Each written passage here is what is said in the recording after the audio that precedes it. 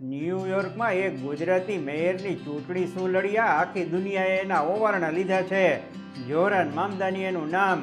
મામદાની ટ્રમ્પની ગીધડ ધમકીથી ડર્યા વગર જનતાની અદાલતમાં ઊભા રહી ગયા. ન્યૂયોર્કની પ્રજાએ એને ખોબલે ખોબલે મત આપ્યા અને મતપેટી ખુલી ત્યારે મામદાનીનું ત્રાજવું અપેક્ષા કરતાં વધારે ઝૂકી ગયું. ટૂંકમાં અમેરિકામાં પણ વિસા બદરવાળી થઈ એમ કહો તો ગોપાલ ઇટાલિયાને પણ પાનો ચડે.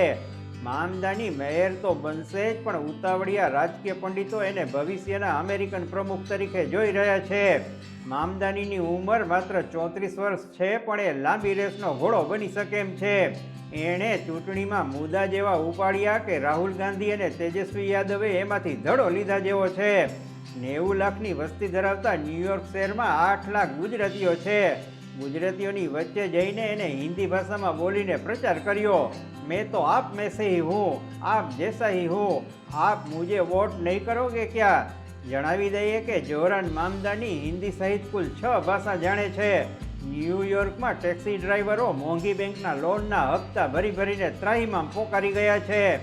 મામદાની આ ટેક્સી ડ્રાઈવરો માટે 15 દિવસ સુધી હડતાલ ઉપર બેઠા અને તેમના વતી જોરદાર અવાજ ઉઠાવ્યો.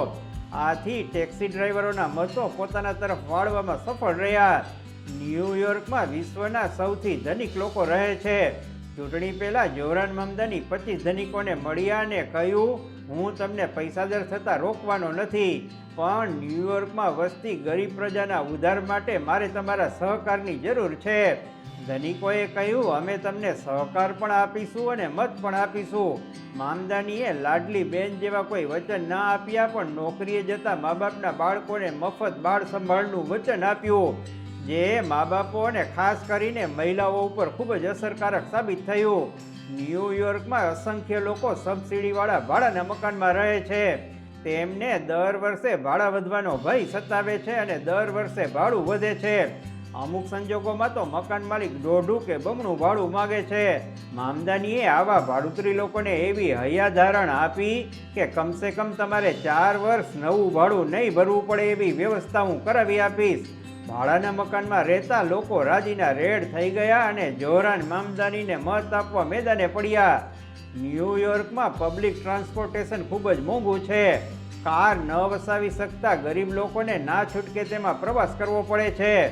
જોરાન મામદાનીએ કહ્યું, હું મેયર બનીશ તો સરકારી બસમાં મફત મુસાફરીની સુવિધા કરાવી આપીશ.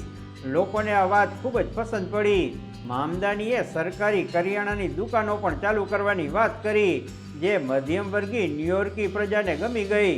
આ સિવાય ભારતીય મતદારોને રીઝવવા તેમણે બોલિવૂડના હિન્દી ડાયલોગ્સ, ધૂમ મચા દે ધૂમ જેવા હિન્દી ફિલ્મોના ગીતો અને અમિતાભ તેમજ શાહરૂખ ખાનની એક્ટિંગનો પણ ઉપયોગ કર્યો હતો.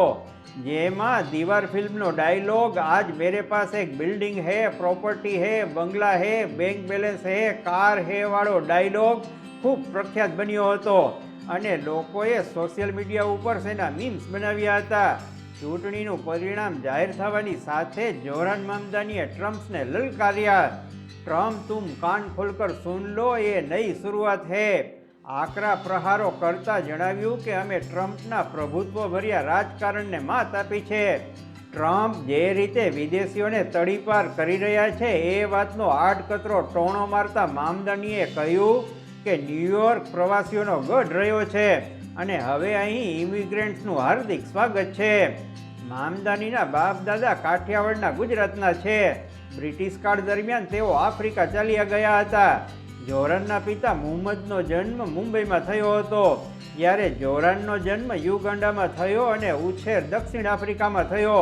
કાળક્રમે તેમનું ફેમિલી અમેરિકા શિફ્ટ થઈ ગયું, જ્યાંની બોર્ડિંગ કોલેજમાં જોરાન ગ્રેજ્યુએટ થયા. એમ માનો ને કે જોરાને ઘાટનું પાણી પીધું હોવાથી જાત અનુભવમાં પાકા ટબા જેવા થઈ ગયા છે.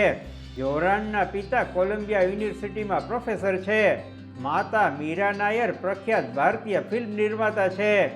જોરાને હજી હમણાં જ રમા દુઆજી સાથે 2025માં લગ્ન કર્યા છે, જેની મુલાકાત જોરાનને એક ડેટિંગ એપ ઉપર થઈ હતી. પછી ઈલું થઈ ગયું અને લગ્ન કરી લીધા. ફોર્બ્સ મેગેઝિનનું માનીએ તો જોરાનની કુલ સંપત્તિ 1.71 કરોડ છે. એક ગુજરાતી તરીકે આપણે સૌ અપેક્ષા રાખીએ કે જોરાન મામદાની ગાજિયા એવા જ વર્ષે ન્યૂયોર્કનું ભલું કરે, ન્યૂયોર્કના ગુજરાતીઓનું ભલું કરે અને કેજરીવાલના કાનમાં ફૂંક મારીને કહે, જો ચૂંટણી જીતવી હોય તો આમ જીતાય. નમસ્કાર.